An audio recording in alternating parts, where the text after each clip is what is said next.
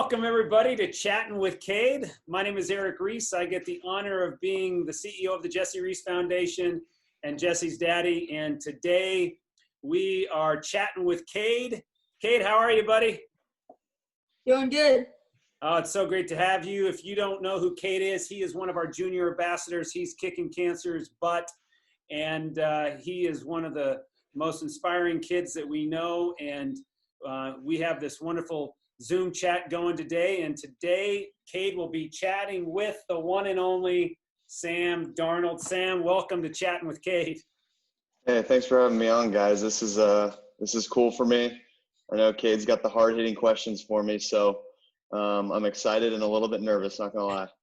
Well, let's set the backdrop. So, Sam, who do you play football for? Yeah, so I play football for the New York Jets, and just out here making the most of my time, being able to see family a little bit more than I would be during this time, which in tough times, it's been nice to be able to do that and just kind of make the most of this situation. It's great. And so, yes, if you can see behind Cade in his virtual background, Sam is the quarterback, starting quarterback for the New York Jets.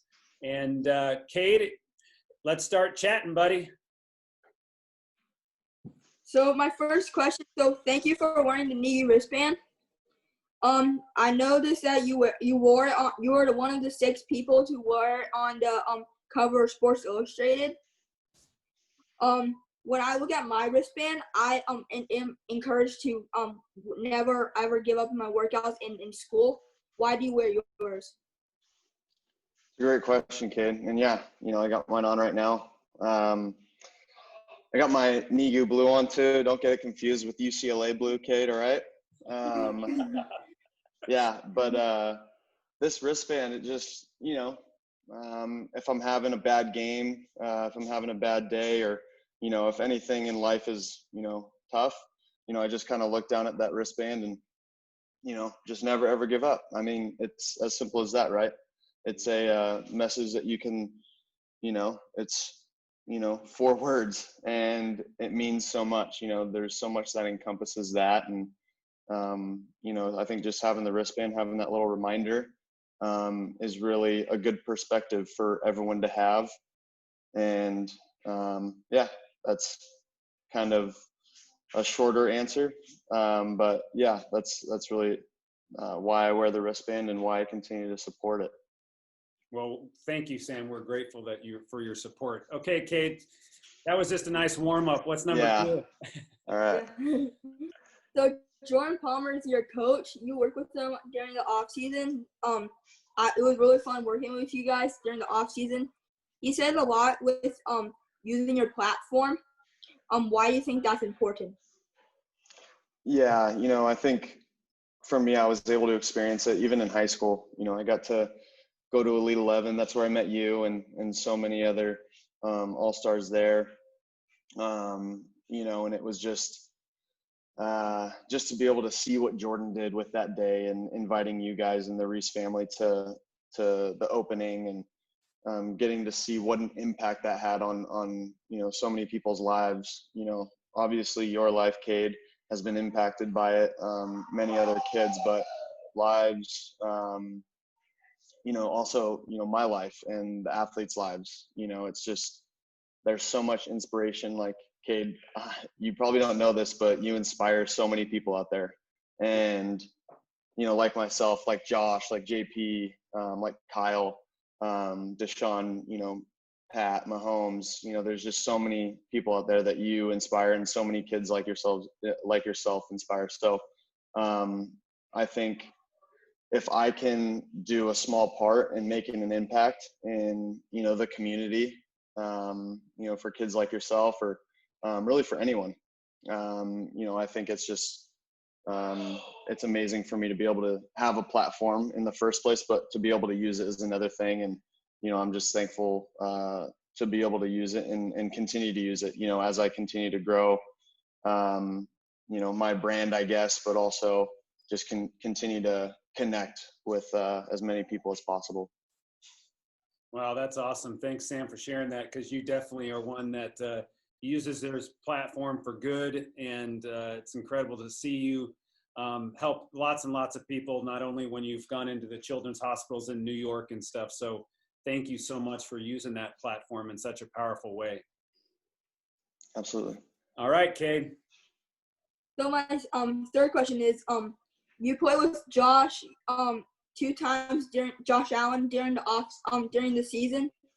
You guys are buddies. What is it like playing against your friends?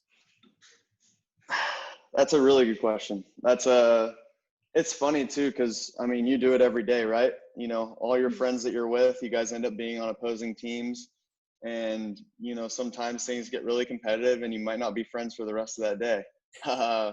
And I know that was, you know, how it was for me growing up. Some of my friends got in, you know, huge fights. Just, you know, oh, I don't know if you caught that ball. You know, you dove and it looked like it hit the ground, and then one guy says another thing. So, you know, there's just so many different times in your life when you're playing sports with friends, and you know, it just gets really competitive no matter how awesome the relationship is. And that's kind of how it is even at, you know, the NFL level. When that game starts, when you step between those lines, you know, in simple words, you know, there's really no friendship at that point. You know, you kind of forget all about it, and you just got to go out there and win. And that's what me and Josh do. But then obviously when the game's over, and even before the game, but you know, before the game and when the game's over, me and Josh are very cordial towards each other, and you know, we're really good friends. And you know, I don't see that changing anytime soon, but definitely during the game, it's competitive as can be. And that's something that I really enjoy too, is competing with my buddies. That's awesome to see the camaraderie. Yeah, I went to one of your games with the Bills Jets, and I saw you during the pregame, and you guys, the Jets won. Yeah, we did. Yeah, we did. And you were wearing a Bills jersey and a Bills hat, and if I'm not mistaken. So yeah, that was the virtual background he wanted to put up, but I said no. This is about Sam today. We're talking to Sam, so. Yeah, you know, hopefully we can get you out there to a Jets home game. Maybe, you know, the first game of the season. Who knows? When we're playing the Bills, have you in some Jets gear. So no, that was awesome too. Just, I mean, you had a crazy experience too. That was amazing, huh? Just being able to go to Buffalo and, you know, hang out with the team. I'm sure that was pretty cool for you. Yeah, it was so fun. So you know my story. So other people are going through a lot of hard times. What is the hardest thing you had to overcome in sports? So this goes back to when I was in high school, which is, you know, some people would think, you know, in college, the stakes are a little bit higher, especially playing at USC, you know, big time program. And then, you know, being in the NFL, you know, you're the quarterback, you know, you're a leader for an NFL organization, and people would think, oh man, the hardest thing must have been dealing with a tough loss at USC or, you know, in the NFL. But for me, it was in high school. So to tell you the story real quick, it was my junior year, and, you know, I knew colleges were going to be looking at me, and but that wasn't, you know, my main focus. My main focus in high school was always just to have fun, playing with my best friends in the world. Because even in high school, I was aware at one point, you know, that would all go away, and it would more and more become a business as I moved into college in the NFL. But yeah, so I was going into my junior year. We won the first 2 games of the season. They were fun games, and so we were 2-0. You know, we go play Dana Hills, which is a rival of ours, and we're playing them on the road. I really wanted to win. Like I said, rival game, and so we play, you know, really a quarter and a half, and you know, I'm having a pretty good game. They're keeping it close, which they don't usually do, and then, you know, there's a play, it's like a quarterback draw, I think. I go and run, and I try to fight for extra yardage. And I end up, at the time, I thought I rolled my ankle, but I ended up breaking my foot. Oh, wow. And so that was really tough for me. But the toughest part was actually a week before that, about 5 days before that. One of my good buddies actually got struck by a car and passed away. And, you know, on his 21st birthday, which was something that, you know, caught the whole community by storm. His name's Nick Pasquale, played at UCLA. And so, you know, that was just really tough on the whole community. So I wanted to go out there and play a great game against Dana Hills. And I ended up breaking my foot out for the season. Really, most of my recruiting tape I couldn't use because I only had 2.5 games worth of it. So that was just kind of the toughest thing for me, you know, just in terms of football. That was the toughest thing I had to deal with. And yeah, it was tough because I felt like I owed it to the community to have a good game and win that game for Nick. And I couldn't because I broke my foot. And that meant more to me. You know, that part of it meant more to me than going out there and trying to earn a scholarship, you know, to a certain college program. So, yeah, it was just tough. I felt like I let down the community and my team by, you know, getting hurt and then not being able to play. So that was the toughest thing that I ever dealt with in terms of sports. So I've had a few other things, but that definitely sticks out as the worst. But again, got through it. And, you know, I just understood, and my parents did a really good job of telling me that, you know, there's greater things ahead, and we can always look forward to that. Wow. Thank you so much for sharing that story, Sam. And I know that the other bracelet you wear is also, you know, part of that journey and support and stuff. And so it's incredible to hear you talk about a story. But as your parents did say, you know, there's runway in front of us. And so we need to keep running and keep doing the most we can with what we have. So absolutely. You're doing an amazing job at that. So Cade, you got some more? Yeah. So what would you say to a 14-year-old? Like, I'm 14. What would you say to a 14-year-old that his dream would be to play in the NFL?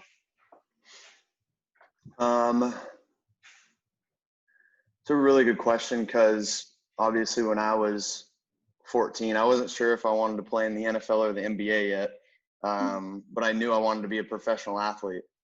And, you know, it was there wasn't as much social media, you know, back when I was 14 as there is now. You know, now I'm sure you see so many people working out, and you probably, you know, copy some of the workouts that you see all the pros doing and stuff like that, or that you see us doing with Jordan all the time, which is great. The biggest thing for me, and, you know, this is kind of going back to what I said about, you know, playing ball in high school, is I just went out there and had fun with my friends. Like that was the biggest thing. Cause like I would do all the drills and try to, you know, look stuff up on YouTube and try to see what drills all the pros were doing. And I would do all those things, but then I would get outside to, you know, do a drill. And then I would see one of my buddies and we would just start playing catch. And then all of a sudden a couple more people came out and they wanted to play, and we started playing a game of touch football or 2-on-2 basketball. So that was the biggest thing for me, was just going out there. And to any 14-year-old like yourself who wants to be a professional athlete, just whatever you're doing, just have fun with it, man. Just go out there, have fun with your friends. And again, like I said in the beginning, it's going to get competitive, and, you know, some fights might break out, but I think that just fuels the fire, you know? So yeah, there's a lot that 14-year-olds like yourself can be doing, but the biggest thing is just having fun and continuing to have fun playing sports with your friends. That's great. All right, Cater, what else? So now I have some fun questions for you. Oh, okay. I thought it was all going to be, you know, what do you think about the offense? How's the system looking for this year? You know, stuff like that. Yeah. Do you like cold weather? Yeah. Exactly. So right. what time do you set your alarm in the morning? Well, it depends on the day. but usually in the morning, especially right now, we've been having meetings, virtual meetings from 8 to 10. So I've been waking up at, around 6:30 or 7, and when I say that is, I set the alarm at 6:30 and hit snooze a couple times.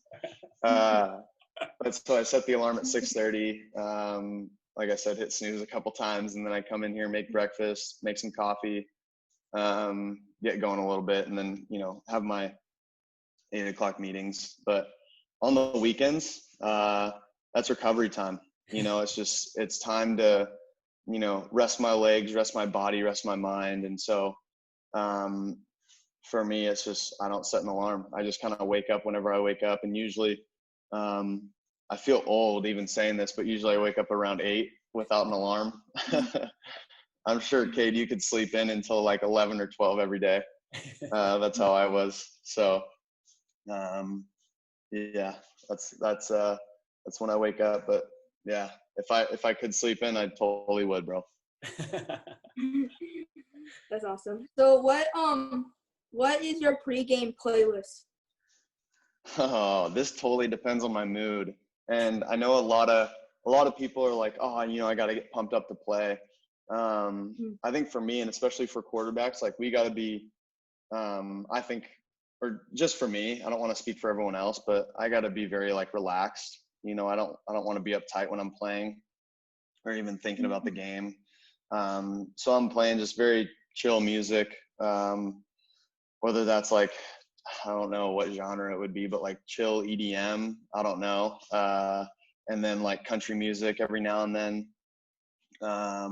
It just totally depends on my mood. And then like maybe some Drake in there, some rap, but not like, the hardcore stuff to get me pumped up. But yeah, that's what kind of music do you listen to when you're trying to get pumped up, Cade? What do you got for me? I listen to like the Madden playlist. Oh yeah. So I like some of the songs on there. Yeah. And that's cool. Yeah. So my last question is, who's gonna win this year, UCLA or USC? USC. Next question. Cade, hey, Cade, I love you, bro. But you don't want to get into that debate with me, all right? You know what my answer is going to be 100% of the time. Oh. Yeah, see, I was going to wear a USC hat. I didn't want to do it to you, but gosh, dang, man. Yeah. I guess you've earned the right. I guess you've earned the right to do that now. Oh, there you go. There you go. Okay. Yeah. A little bit better. Yeah, a little bit better. That's awesome. So that was my last question. That's thank awesome, you for dude. Yeah. Thank you for being on this chat with me though. Absolutely, bro. Anytime. Well, Sam, on behalf of the Jessie Reese Foundation and Cade and stuff, we do want to say thank you for being such an incredible ambassador for us and helping spread awareness of childhood cancer and encouraging kids like Cade to never ever give up, no matter if it's here when you're home in Southern California or back east when you're back there. I know that helping others in need is a big part of your life, and we're just grateful to be part of that journey for you. And we just wish you nothing but the greatest success, obviously, to stay safe and healthy. And we can't wait to see you in person, but just know that we truly are honored to have you on our team, and we're thankful for the support that you provide us. Absolutely, guys. Literally anytime. Thank you for having me. All right, we'll talk to you soon. See you guys.